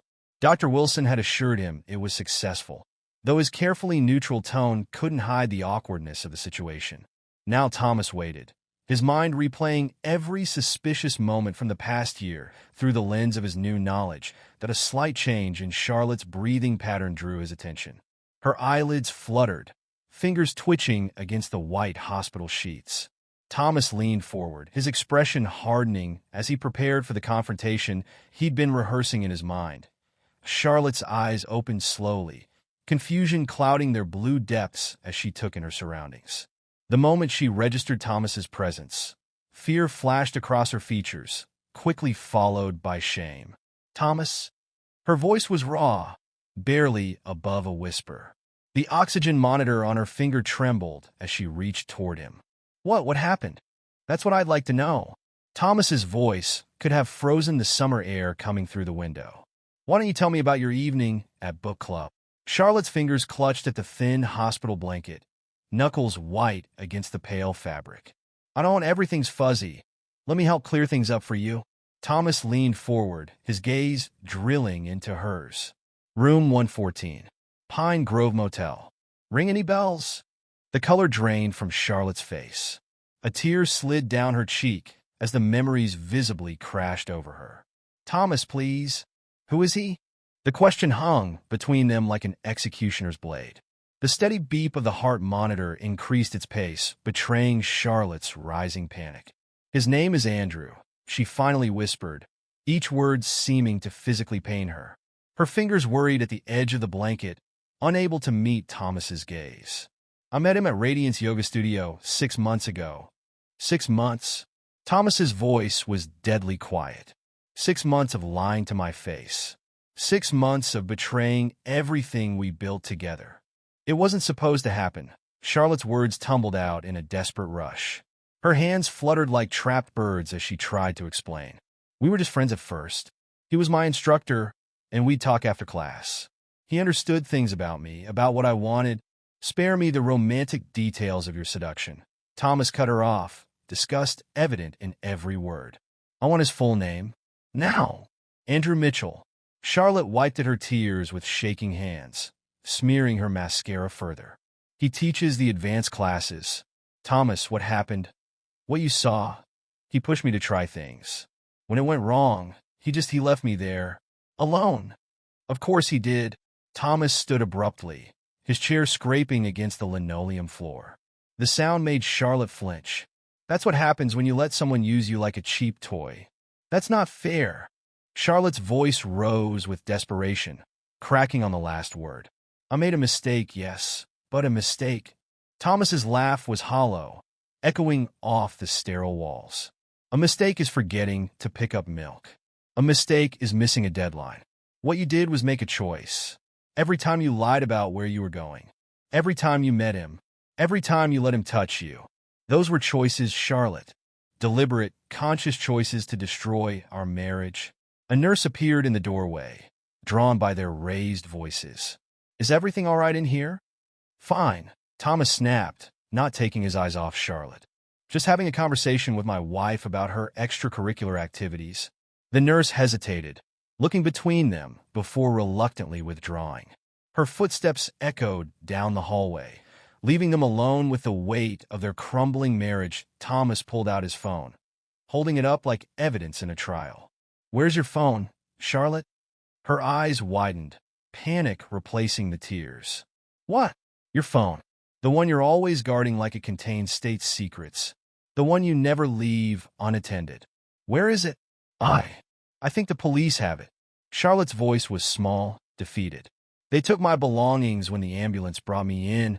Thomas was already striding toward the door, his purpose clear. In the hallway, he found Officer Parker talking with a nurse at the station. The young officer straightened as Thomas approached, clearly reading the intent in his expression. I need my wife's phone, Thomas said without preamble. It's evidence of her affair with Andrew Mitchell. Parker's eyebrows rose at the name. She identified him? Yes. He's an instructor at Radiance Yoga. I want to see every message, every photo, every piece of evidence of their relationship. Mr. Crawford. Parker's tone was professional but cautious. The phone is currently logged as evidence in an ongoing investigation. An investigation into what? A consensual affair gone wrong. Thomas's voice was sharp. Or are you actually going to charge him with abandoning her there? Parker studied him for a long moment before nodding slightly. Follow me? They walked in tense silence to a small office where evidence was being processed. Parker retrieved a clear plastic bag containing Charlotte's belongings. Her purse, clothing, and the phone with its cracked screen. The passcode? Thomas demanded, taking the phone. 0824. Charlotte's weak voice came from the doorway. She stood there in her hospital gown, clutching in four-pole for support. Her face was pale, dark circles under her eyes, making her look ghostly in the fluorescent lighting. It's your birthday. The irony of her using his birthday as her passcode while betraying him made Thomas's jaw clench so hard he could hear his teeth grind. He entered the numbers, and the phone unlocked to reveal a messaging app open to a conversation with Am. What he found made bile rise in his throat. Months of messages, each one a new betrayal. Miss you already. Can't wait until Thursday's book club meeting. Last night was amazing. I love how you make me feel so free. Your husband's really working late again? His loss is my gain. Pictures followed, each one driving the knife deeper. Charlotte in lingerie he'd never seen. Intimate photos clearly meant for Andrew's eyes. Selfies of them together after their encounters. Both glowing with post-coital satisfaction, but worst were the messages mocking him. Laughing at his trust. Joking about how they fooled him. Poor Thomas, so focused on his career. He doesn't even notice his wife sneaking away. He actually believed I was at a work dinner? Some lawyer he is? Thomas's hands shook with rage as he scrolled through month after month of betrayal. Each message was a fresh wound. Each photo another crack in the foundation of their marriage. I'm taking screenshots of everything, he told Officer Parker, his voice tight with controlled fury. I want it all documented for my lawyer. Of course. Parker's tone was carefully neutral. We'll need to keep the phone as evidence, but I'll make sure you get copies of anything relevant to your legal proceedings. Thomas nodded curtly and pulled out his own phone, dialing a number he'd hoped never to need. Jim? It's Thomas Crawford. He turned away from Charlotte's pleading gaze. I need you to draw up divorce papers immediately. I want everything. The infidelity clause, full documentation of her affair, all of it. I have proof of a 6-month relationship, including explicit messages and photos. Charlotte's sob from the doorway would have broken his heart a day ago. Now it only fueled his resolve. Divorce? She stumbled forward, nearly tangling herself in the foreline. Thomas, please, we can work through this. I'll go to counseling. I'll do anything you want. Please don't throw away 8 years of marriage. I didn't throw it away. Thomas's voice was razor sharp as he turned to face her. You did. With every lie. Every secret meeting. Every time you chose him over me. It wasn't like that. Charlotte reached for his arm, but he jerked away from her touch as if burned. What Andrew and I had, it wasn't real. It was just physical. You're my husband. I love you. Love. Thomas spat the word like poison. Is that what you call it? Letting another man touch you? Laughing with him about deceiving me? Sharing intimate details of our marriage with a stranger? I'm sorry, Charlotte sobbed, her legs trembling beneath her hospital gown. I'm so sorry. Please, Thomas, give me another chance. We can fix this. We can go to marriage counseling, start over. Start over? Thomas's laugh was bitter. And what will we build it on, Charlotte? More lies? More deception? The foundation of our marriage is gone. You destroyed it, piece by piece. Every time you met him in that motel room, it was a mistake, she pleaded, tears streaming down her face. The biggest mistake of my life. I'll never see him again, I promise. I'll quit yoga, change my number, anything you want. What I want. Thomas stepped closer, his voice dropping to a dangerous whisper. What I want is my wife back. The woman I trusted completely. The woman I would have died for. But she's gone, isn't she? If she ever existed at all. Charlotte swayed on her feet, the color draining from her face. A nurse rushed forward to steady her, shooting Thomas a disapproving look. She needs to rest, the nurse said firmly. This conversation can wait. No, it can't. Thomas straightened his jacket, his expression cold. Because there is no more conversation to have. All communication goes through my lawyer from now on. He turned to Officer Parker. I trust you'll get my wife's statement about her encounter with Mr. Mitchell? Parker nodded, professional mask firmly in place. We'll be conducting a full investigation into the incident. Good? Thomas's voice was clipped. Send any relevant documentation to my lawyer's office. Jim Davidson at Davidson and Associates. He'll be handling everything from here on out. Thomas, please. Charlotte's voice was barely a whisper now. Don't leave like this. Don't let it end this way. He paused in the doorway, not turning to look at her. You ended it, Charlotte. Every time you walked into that motel room. Every time you lied to my face. Every time you let him touch you. This is just making it official. The sound of her collapsed behind him. The nurses rushing to help. The monitors beeping in alarm, none of it made him turn back. The woman he'd loved was already gone, replaced by a stranger who had betrayed him in the worst possible way. There would be no forgiveness, no reconciliation, no second chances. That as he stepped into the elevator, Charlotte's broken sobs echoed down the hallway. He let the doors close between them, as final as the death of their marriage. In the polished metal of the elevator walls, his reflection stared back at him. A man forever changed by betrayal. His trust shattered beyond repair. Morning sunlight streamed through the floor-to-ceiling windows of Davidson and Associates, casting long shadows across the mahogany conference table where Thomas sat reviewing the final divorce settlement. The thick stack of papers before him represented the death of his marriage, each page outlining the precise terms of its dissolution. Jim Davidson, his attorney, sat across from him, radiating satisfaction as he adjusted his wire-rimmed glasses. The morning light caught the silver in his temples, highlighting the experience etched in the lines around his eyes. He'd earned every one of those lines fighting battles like this. I have to admit, Thomas, Jim began, his tone carrying a note of professional pride, this is one of the cleanest victories I've seen in 20 years of divorce law. The infidelity clause in your prenup was ironclad, and the evidence we gathered was overwhelming. Thomas's fingers traced the edge of the settlement papers. Break it down for me, Jim. I want to hear every detail. Of course. Jim pulled out a summary sheet, his Mont Blanc pen tapping each point as he explained. First, the house. It's yours free and clear. Charlotte's name has been removed from the deed. The same goes for both vehicles and all investment accounts. What about her claim to my law firm shares? Denied completely. The judge was particularly unsympathetic given the circumstances. Jim shuffled through more papers. She keeps only what she brought into the marriage, her personal effects, her pre-marriage savings, and her car. Everything acquired during the marriage goes to you, as per the prenup's infidelity clause. Thomas nodded, his expression remaining carefully neutral. And the medical bills? Her responsibility entirely. The judge actually cited her reckless behavior as justification for not requiring you to contribute. Jim allowed himself a small smile. The hospital incident really worked in our favor. A knock at the door interrupted them. Patricia, Jim's longtime secretary, entered carrying a thick manila envelope. The final divorce decree just arrived from Judge Henderson's office, she announced, placing it carefully on the table. And Mr. Crawford, there's a detective here to see you about the Mitchell case. Thomas exchanged glances with Jim, who nodded. Send him in, Patricia. Detective Marcus Reed entered, his weathered face bearing the tired expression of someone who'd seen too much of humanity's darker side. He carried a leather portfolio under one arm and declined the offered seat with a shake of his head. Mr. Crawford, Mr. Davidson, he acknowledged them both. I wanted to deliver this update in person.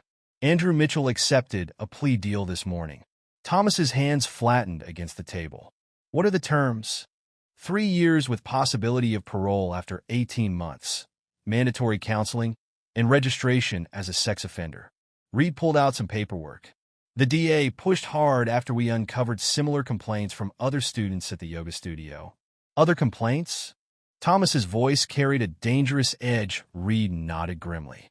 3 other women came forward after your wife's case went public, all with similar stories. Mitchell using his position as an instructor to initiate relationships, pushing boundaries, engaging in increasingly risky behavior.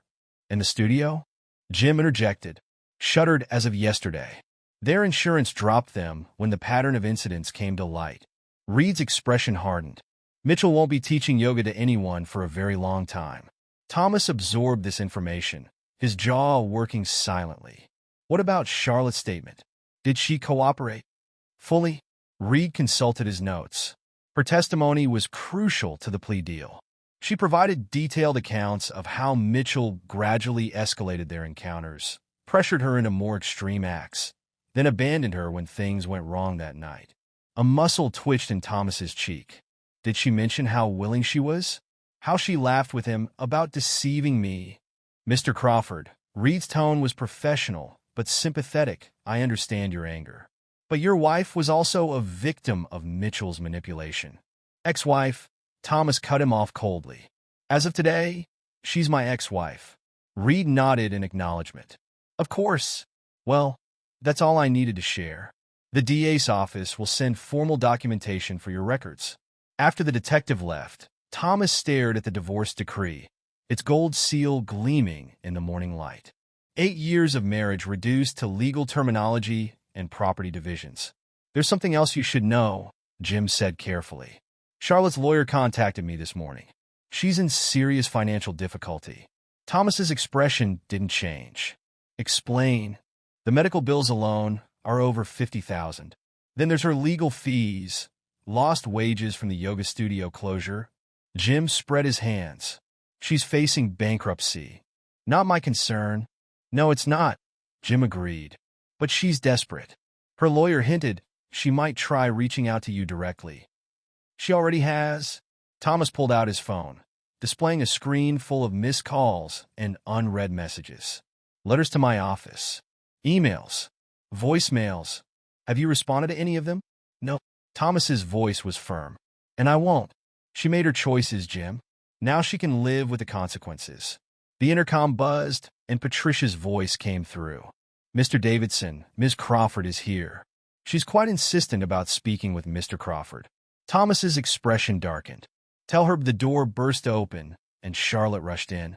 She looked nothing like the polished yoga instructor she'd been just weeks ago. Her designer clothes had been replaced by worn jeans and a simple sweater. Dark circles shadowed her eyes, and her carefully maintained highlights had grown out, showing mousy roots. Thomas, please, she began, her voice cracking. I know I have no right to be here, but you're right. You don't. Thomas stood, buttoning his suit jacket. Jim, call security. Wait. Charlotte moved further into the room, her hands clasped in supplication. I've lost everything. The studio fired me. No one will hire me to teach after what happened. I can't even make my rent. And how is any of that my problem? Thomas's voice could have frozen fire. Did you think about consequences when you were sneaking around with Mitchell? When you were laughing with him about deceiving me? I was wrong. Charlotte's eyes filled with tears. So terribly wrong. But Thomas, 8 years of marriage has to mean something. It meant something to me. Thomas cut her off. It meant everything to me, until I found out it was all a lie. Not all of it, Charlotte pleaded. What we had was real. I got lost somewhere along the way. Andrew was, don't say his name. Thomas's hand slammed down on the conference table, making Charlotte jump. Don't you dare try to explain or justify what you did. I'm not justifying it. Charlotte's voice rose with desperation. I'm trying to apologize. To make you understand. Understand what? Thomas's laugh was bitter. How you betrayed every vow we made. How you made a fool of me. How you threw away our marriage for cheap thrills with a yoga instructor. It wasn't like that. Charlotte took a step toward him, but Thomas backed away as if her proximity might contaminate him. I was confused, unhappy. Andrew seemed to understand me. Understood you, so well he left you bleeding in a motel room. Thomas's voice dripped with contempt. Is that the great understanding you're talking about? Charlotte's face crumpled. He's going to jail because of what happened. Isn't that punishment enough? Do you have to destroy me too? I didn't destroy you, Charlotte. You destroyed yourself. Thomas turned to Jim. Are we done here? Jim nodded, gathering the signed papers. Everything's in order. The divorce is final as of today. Good. Thomas moved toward the door, pausing only when Charlotte called out one last time. I still love you, she whispered. Thomas didn't turn around. Love doesn't lie. Love doesn't betray. Love doesn't make a mockery of trust. What you feel isn't love, Charlotte. It's desperation, and it means nothing to me. The sound of her broken sob followed him into the hallway, but Thomas didn't look back. He nodded to the security guards who had finally arrived. Leaving them to deal with removing his ex-wife from the building, the elevator ride to the parking garage gave Thomas time to compose himself. In the polished metal walls, he studied his reflection designer suit, fresh haircut, new watch. The external changes reflected the internal ones. Gone was the trusting fool who'd believed in forever. In his place stood a harder, colder man who would never make the same mistakes again. His phone buzzed with a text from an unknown number.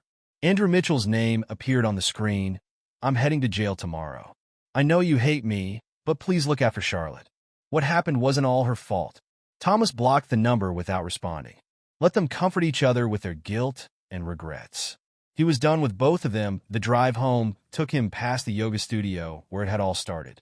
The windows were dark now, a for lease sign hanging prominently in the front. Another casualty of choices and consequences, his new apartment building rose ahead, all glass and steel and modernity. No memories haunted these halls. No ghosts of betrayal lurked in the corners. The doorman nodded as Thomas entered, taking the private elevator to the penthouse level.